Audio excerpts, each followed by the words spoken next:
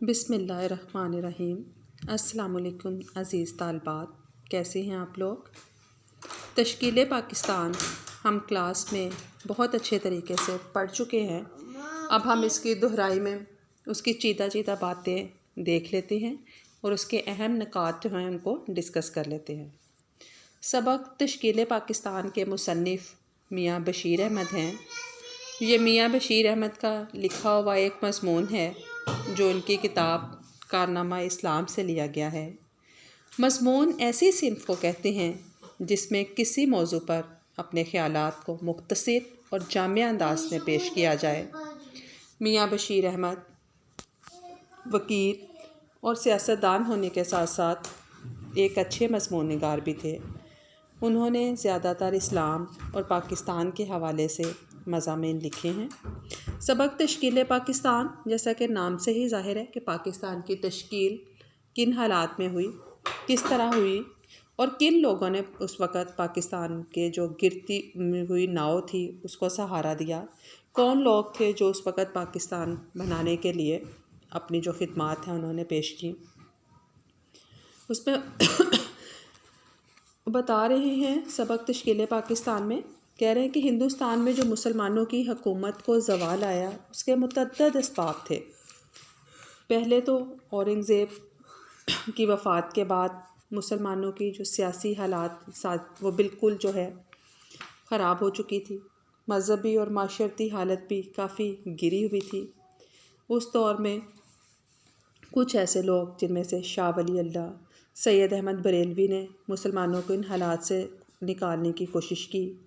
شاہ ولی اللہ اور سید احمد کے بعد سر سید احمد خان نے بھی اس وقت انگریزی حکومت سے تعاون اور انگریزی تعلیم سیکھنے پر زور دیا مسلمانوں کو۔ سر سید اور ان کے ساتھیوں کی مغرب پسندی اور انگریز دوست کے خلاف بہت سی تحریکیں وجود میں آئیں۔ کچھ لوگوں نے رد عمل میں خود کو محدود کر لیا۔ اس کے بعد پھر اقبال نے اپنا خاص اسلامی فلسفہ قوم کے سامنے پیش کیا۔ اقبال کا مقصد مسلمانوں کی انفرادی اور اجتماعی نشوونما تھا۔ قائد اعظم محمد علی جناح نے انگریزوں اور ہندوؤں کا سیاسی طور پر سامنا کیا اور آخرکار 15 اگست سن 1947 کو پاکستان دنیا کے نقشے پر وجود میں آ گیا، جس میں مسلمانوں کا نصب العین اسلام ہے۔ یہ اس کا جو ہے وہ مختصر سا تعارف تھا۔ اب وہ بتاتے ہیں کہ جب جو ہے ہندوستان میں مسلم حکومت کا زوال ہوا تو اس وقت جو ہے اورنگزیب عالمگیر کی وفات کے 150 سال بعد بھی اسلامی حکومت قائم رہی۔ لیکن جب 19ویں صدی میں مسلمانوں کے سیاسی زوال جو ہے وہ مکمل ہوا تو انگریز دہلی میں داخل ہو گئے۔ انگریز بر صغیر میں مکمل طور پر قابض ہو چکے تھے۔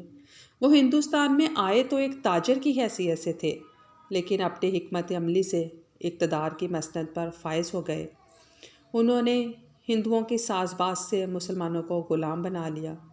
مسلمانوں کی اس وقت مذہبی معاشرتی حالت جو ہے وہ بہت زیادہ گری ہوئی تھی۔ ایسے میں شاہ ولی اللہ اور ان کے بیٹے شاہ عبدالعزیز نے ان کی تحریک کو آگے بڑھایا۔ شاہ ولی اللہ اور سید احمد بریلوی نے مختلف اوقات میں ہندوستان کے مسلمانوں کو دوسری اقوام کے مقابلے میں اکٹھا کیا۔ ان کے جو ہم نام تھے سر سید احمد خان، وہ نہ صرف ان کے ہم نام تھے بلکہ ہم خیال بھی تھے۔ وہ جب بہار میں فرائضی تحریک اس زمانے میں مسلمانوں کی اصلاح بہتری کے لیے اٹھی، اس تحریک کا جو مقصد تھا وہ غریب مسلمانوں کو بری حالات کی درستگی اور امداد کرنا تھا۔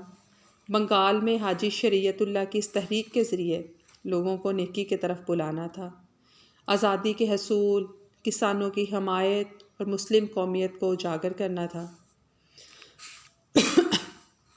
اس دور میں ہندو مسلم فسادات کا بھی آغاز ہو گیا۔ جنوری سن 1947 میں مسلم لیگ نے پنجاب میں ایک زبردست تحریک چلائی، جس سے انگریز کو اندازہ ہو گیا کہ اب مسلمانوں کے لیے الگ وطن کے مطالبے کو دبایا نہیں جا سکتا۔ اس دوران 10 لاکھ بے گناہ جو مسلمان تھے ان کا خون بہایا گیا اور ان قربانیاں یہ ساری جو دی گئیں اس کے نتیجے میں ایک الگ اور آزاد خود مختار حکومت قائم ہو گئی۔ اور وہ پاکستانیوں کا جس میں نصب العین اسلام تھا، وہ اسلام جو قرآن نے پیش کیا، جس پر حضور اکرم صلی اللہ علیہ وسلم نے عمل کر کے دکھایا، اور وہ اسلام جو خلفائے راشدین کے دور میں نظر آتا ہے۔ اس میں جو اہم جو زیادہ باتیں بتائی گئی ہیں سائمن کمیشن کے بارے میں، نہرو رپورٹ کے بارے میں، جناح کے 14 نکات کے بارے میں، اور تحریک عدم تعاون کے بارے میں ڈسکس کیا گیا ہے۔ تہذیب الاخلاق، انجمن حمایت اسلام، رسالہ اسباب بغاوت ہند، ندوۃ العلماء، اردو ہندی جھگڑا۔ 1867 میں بنارس کے جو سرکردہ ہندوؤں نے انگریز حکومت سے مطالبہ کیا کہ ہندی زبان کو رائج کیا جائے۔ اس مقصد کے لیے پورے ملک میں رائے عامہ ہموار کرنے کے لیے کوششیں شروع ہو گئی۔ ہندوؤں نے اردو زبان کو مسلمانوں کی زبان قرار دیا اور اردو کی مخالفت میں آواز اٹھائی۔ اب ندوۃ العلماء جو ہے وہ 1904 میں شبلی نعمانی کی خدمات جو ہیں وہ اس ادارے کو حاصل ہوئی۔ اس ادارے میں کے طلبہ میں جو ہے سید سلیمان ندوی، ابو الحسن ندوی نے شہرت پائی۔ اب رسالہ اسباب بغاوت ہند کیا ہے؟ سن 1857 کی جنگ آزادی میں جب مسلمانوں کو شکست ہو گئی، انگریز ہندوستان پر قابض ہو گئے اور جنگ کے خاتمے تک حکومت مسلمانوں کے ہاتھ میں تھی۔ ہندوؤں نے بھی مسلمانوں کا ساتھ دیا۔ مسلمانوں پر بہت زیادہ جب تشدد ہوا تو پھر سر سید احمد خان نے یہ رسالہ لکھا، انگریزوں کو توجہ دلائی کہ یہ غدر اس لیے ہوا کہ انگریزوں نے مقامی لوگوں کو سیاسی کونسل میں شامل نہیں کیا، اور بھی بہت سے اسباب سر سید نے اس رسالے میں گنوائے۔ سائمن کمیشن برطانوی پارلیمنٹ کے 7 ممبروں پر مشتمل ایک کمیشن 1927 میں ہندوستان میں آیا۔ اس کے سربراہ جو تھے وہ سر جان سائمن تھے۔ اس وقت ہندوستان کی سیاسی پارٹیوں نے بہت زیادہ احتجاج کیا کہ اس میں سے ہندوستان سے کوئی ممبر نہیں لیا گیا۔ اس کمیشن کا مقصد یہ تھا کہ نئی سفارشات مرتب کر کے پارلیمنٹ کو دی جائیں۔ مسلم لیگ کے ایک حصے جس کی سربراہی میاں محمد شفیع کر رہے تھے، سائمن کمیشن کے ساتھ تعاون کیا۔ مسلم لیگ کے جس حصے کی نمائندگی قائد اعظم کر رہے تھے، اس نے سائمن کمیشن کی مخالفت کی۔ سائمن کمیشن کی جو رپورٹ ہے وہ 1930 میں شائع ہوئی۔ یہ تھی تشکیل پاکستان کی ساری جو